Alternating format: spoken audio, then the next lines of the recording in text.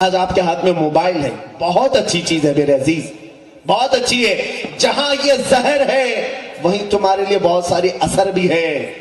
اس mobile میں ہزاروں کتابیں، اس موبائل میں انٹرنیٹ میں جاؤ، پوری حدیثیں ہیں، پوری تفاسیر ہیں، سب کچھ ہے۔ دنیا نے اور آسان کر دیا تمہیں۔ دیکھو، مطالعہ کرو، علم حاصل کرو، جاہلوں سے سن کر جاہل بن کر نہ رہو۔ غوث پاک فرماتے ہیں جس دن دریائے دجلہ سے میں واپس آیا، سنیے، غوث پاک صرف کرامتیں سنتے ہیں نا، ٹھوکر سے مردے زندہ ہونا یقیناً وہ ان کا مقام ہے، لیکن اس مقام تک پہنچنے سے پہلے جو مشقتیں آپ نے اٹھائی ہیں وہ بھی تو بیان ہونا چاہیے۔ کیا کہنا صحیح ہے، وہ مسائل جو آپ نے برداشت کیے ہیں وہ بھی بیان ہونے چاہیے۔ کیا کہنا؟ فرماتے ہیں کہ میں بھوکا ایسے آیا کہ میرا پیٹ سے لگ رہا تھا، اللہ اتنی بھوک تھی، ایک مسجد میں آ کر کے سو گیا۔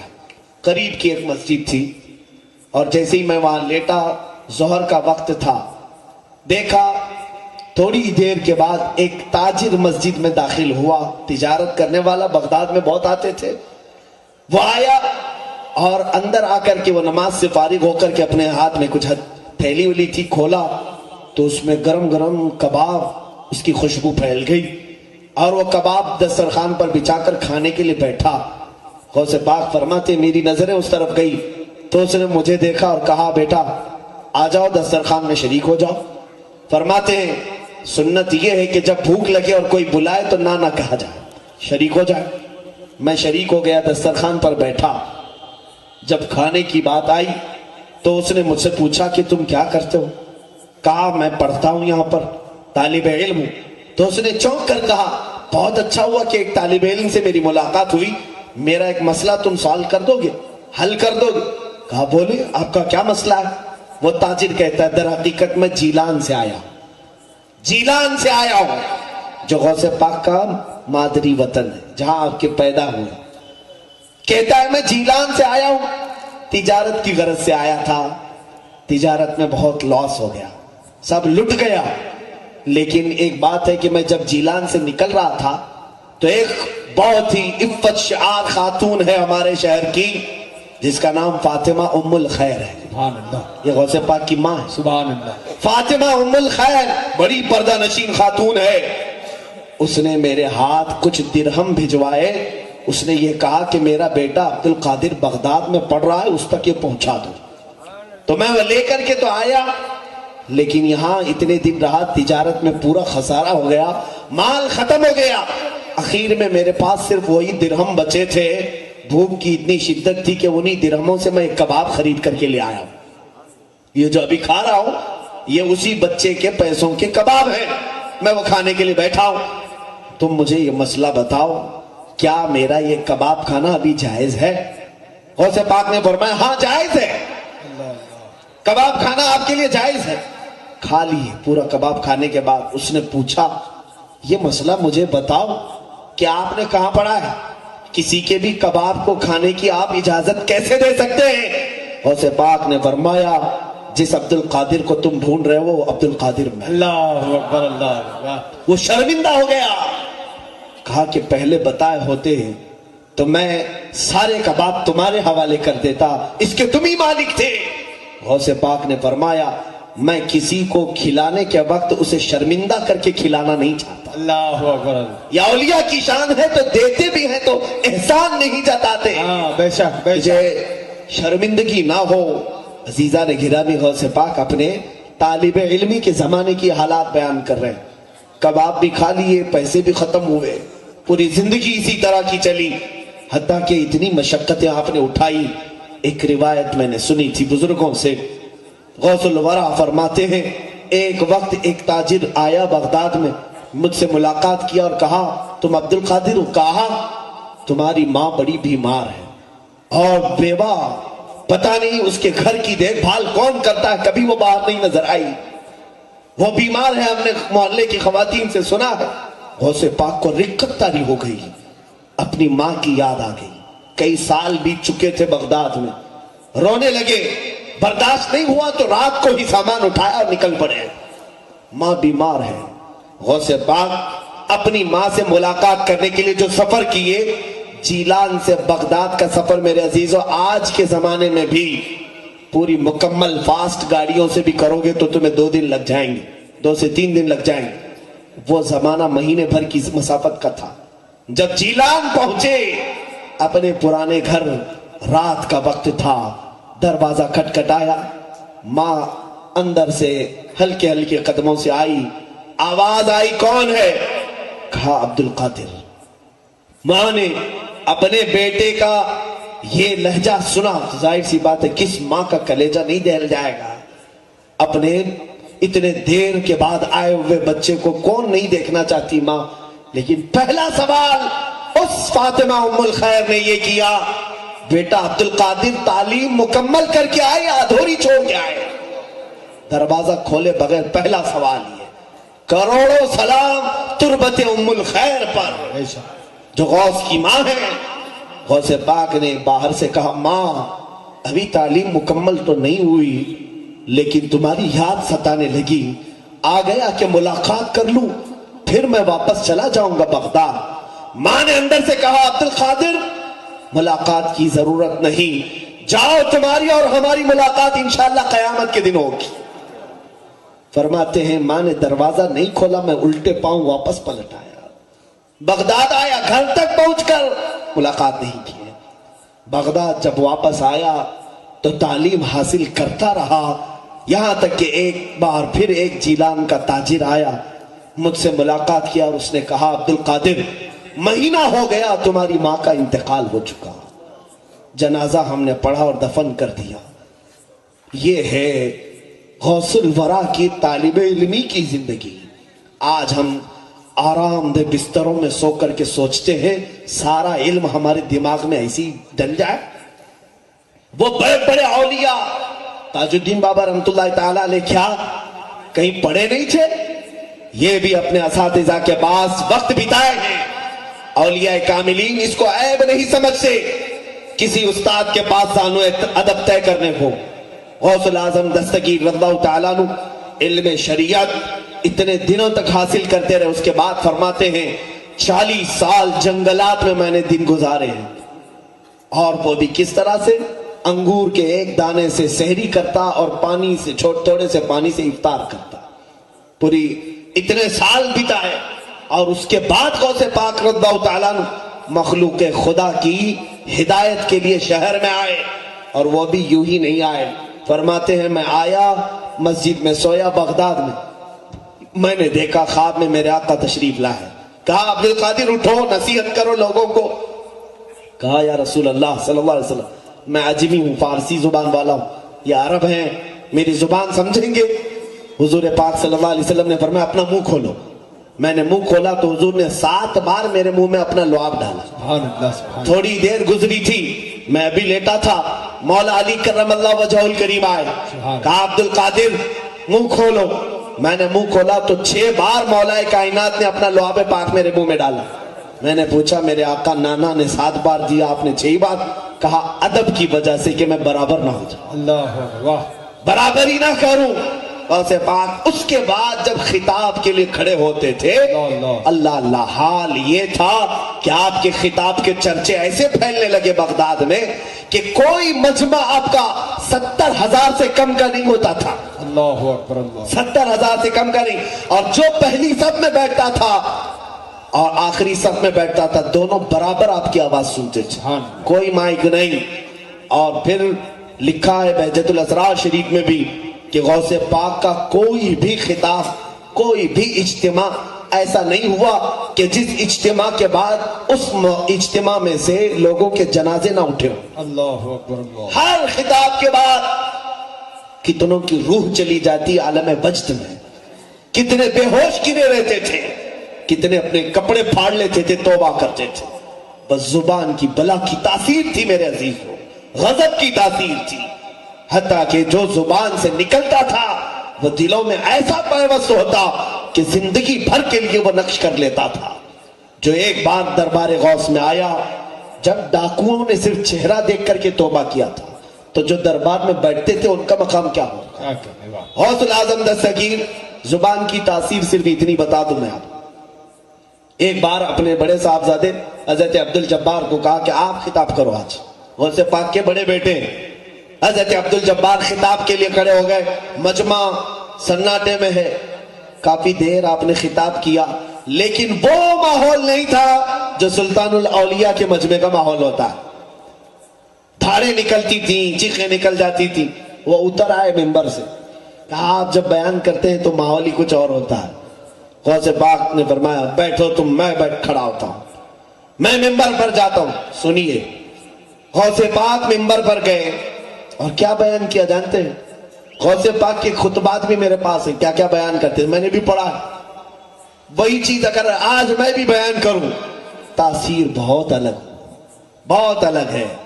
غوث پاک کھڑے ہوئے بیان کرتے ہیں, اے لوگو آج میرے گھر میں ایک حادثہ ہو گیا. یہاں میرا مجمع بھی سن کر کے بتایا کہ کس کو سمجھ میں آ رہا, سمجھ میں آتا ہے کہ نہیں. غوث پاک فرما رہے اے لوگوں میرے گھر میں ایک حادثہ ہو گیا آج. لوگوں کے کان کھڑے ہو گئے. کہتے ہیں عبد الجبار کی ماں, یعنی اپنی بیوی کے بارے میں کہہ رہے ہیں, عبد الجبار کی ماں کافی دنوں سے مٹی کی ہانڈی میں ایک چھیکے سے لٹکا کر کے دہی جما کر رکھی تھی. دہی بنا رہی تھی تاکہ گرمی کی شدت میں دوپہر کے وقت میں دہی کھا سکو. کافی دن کے دہی کے جمنے کے بعد آج وہ مٹی کے مٹکے سے دہی کو نے اتارا. میں گھر میں ابھی پہنچا نہیں تھا کہ ایک بلا آیا اور پنجہ مارا, مٹکا ٹوٹ گیا, دہی بہ گیا. مٹکا ٹوٹ گیا, دہی بہ گیا. بتاؤ, اتنا سننا تھا کہ پورا مجمع چیخیں مارنے لگ گیا, سارے رونے لگ گئے, کپڑے پھٹ گئے لوگوں کے. مجھے بتاؤ یہ کیا ہے؟ دہی بہ گیا, مٹکا ٹوٹا, تو لوگ کیوں رو رہے ہیں؟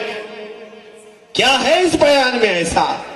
میرے عزیزوں, سننے والے بھی اہل اللہ ہوتے تھے, سننے والے بھی اہل اسرار میں سے ہوتے تھے. اس لیے کہ غوث پاک جو بیان کر رہے تھے وہ اپنے گھر کا قصہ نہیں, دہی ہانڈی کا مسئلہ نہیں تھا. در حقیقت وہ اشارے میں یہ سمجھا رہے تھے اے لوگوں, دنیا کی زندگی ایسی ہوتی ہے کہ انسان مال جمع کرتا ہے, اتنا جمع کر لیتا ہے کہ کھانے کا وقت آیا ہوتا ہے, اس سے پہلے ملک الموت آتا ہے, پنجہ مارتا ہے, روح لے کر چلا جاتا ہے. اللہ اکبر, اللہ اکبر, اللہ اکبر. یہ بیان کرنا چاہ رہے تھے غوث پاک.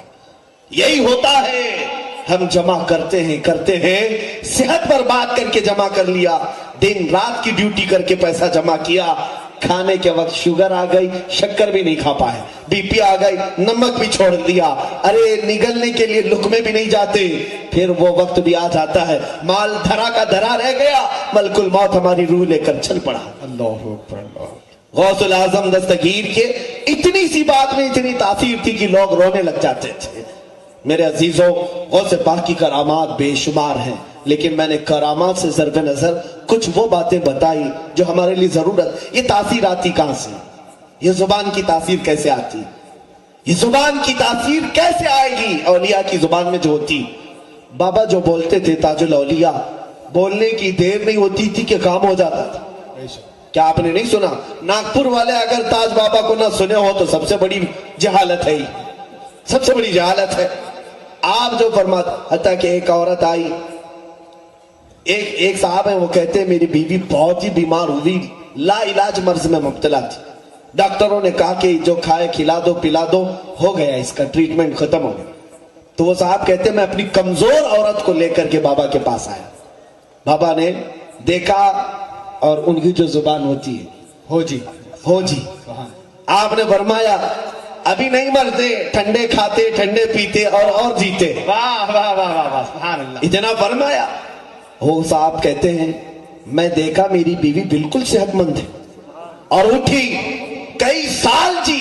بے شک. آپ کی زبان سے بھی نکلا, سارے اطباء نے کہا لا علاج ہے, اور اس کلندر کی زبان سے نکلا سارا علاج ہوا. واہ. زبان کی تاثیر آتی کیسے؟ ایک بات یاد رکھیں, زبان میں جو تاثیر آتی ہے, یہ اولیاء جو بولتے ہیں, جملے بولے اور اثر ہو جائے, ہم ہزار بولے کچھ نہ اثر ہو. حضرت نظام الدین اولیاء کی بارگاہ میں ایک صاحب آئے, کہا کہ حضور میری بیٹی کی شادی ہے, کچھ کر دیں. کہا جا کچھ پتھر ڈھیلا لے کے آ جا. کچھ ملے, وہ کہتے ہیں میں 3 ڈھیلے لے کے آیا.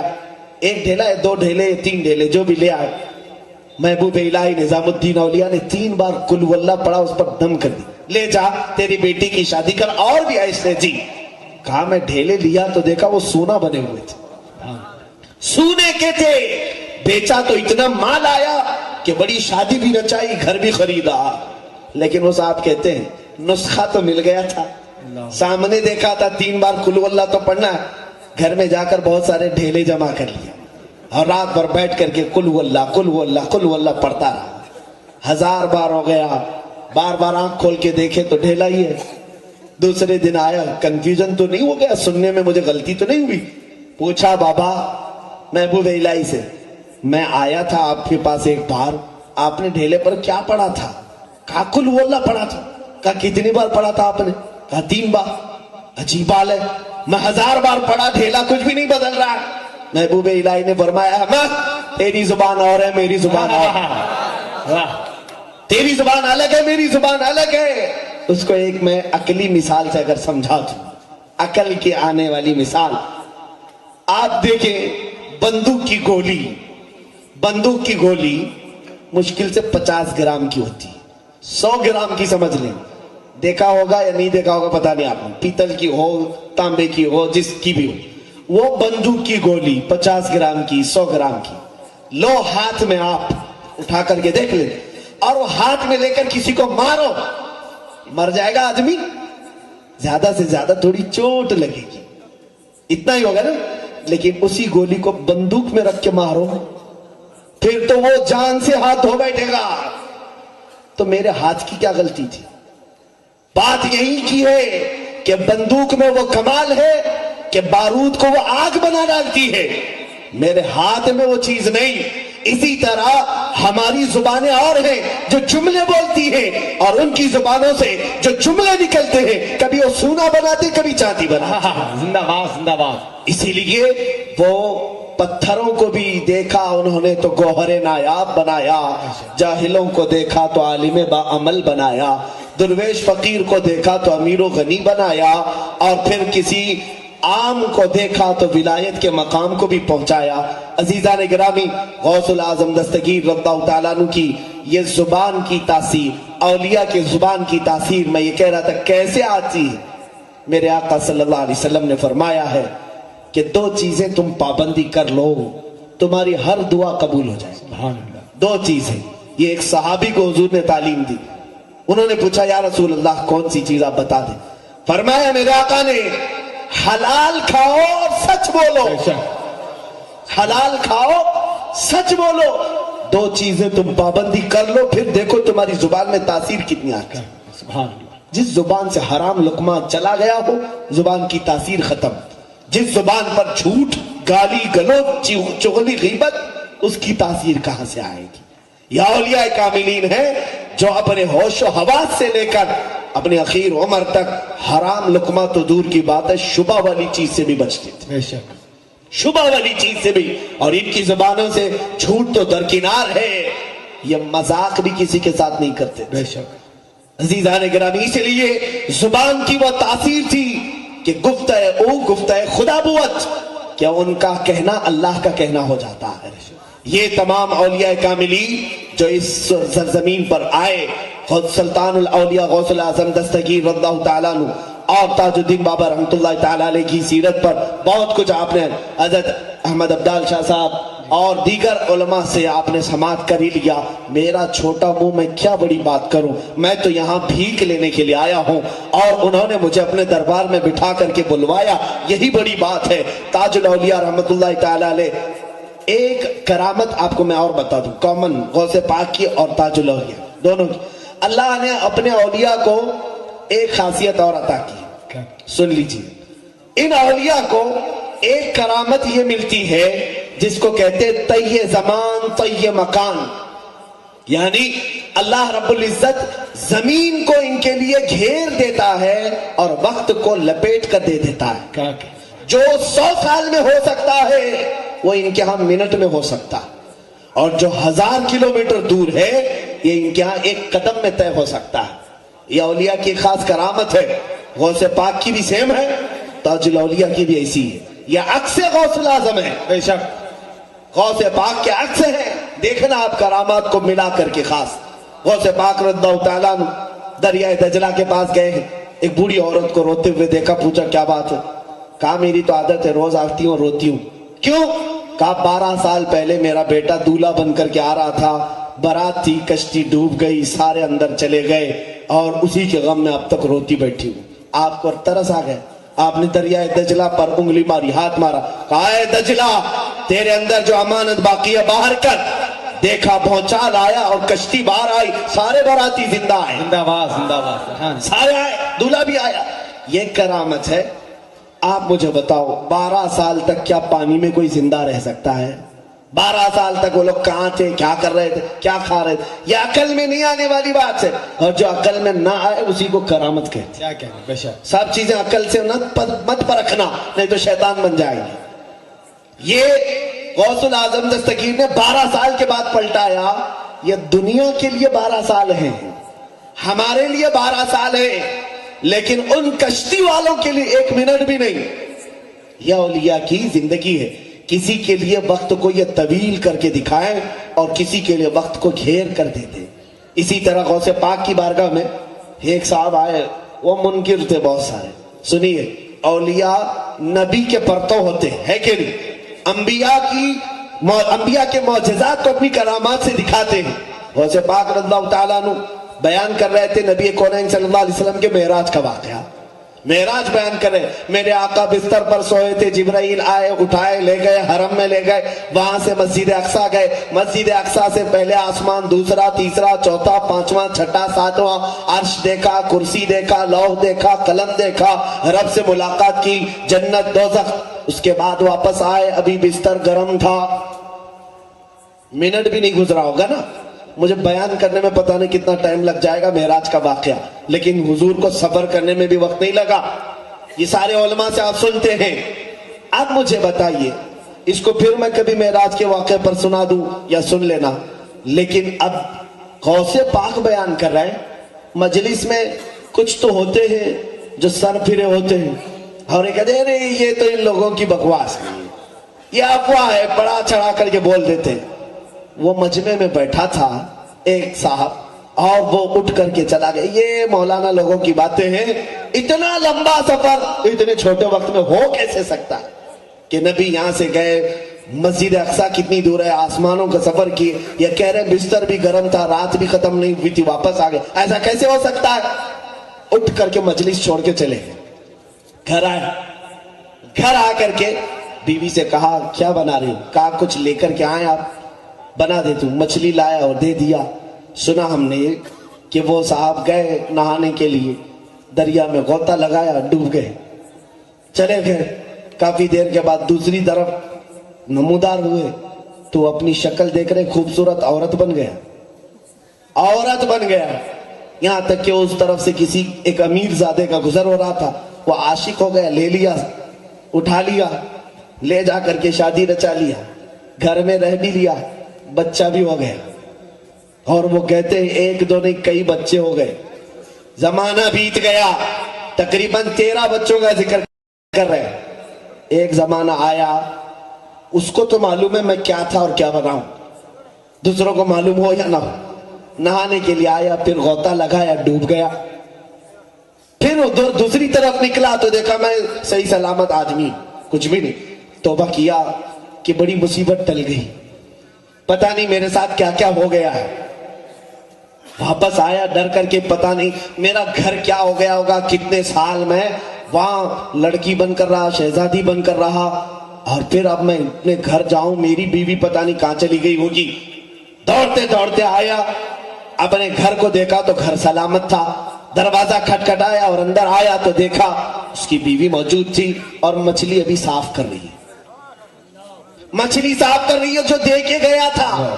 کہا کیا کر رہی ہے یہ مچھلی، کیا کر رہی؟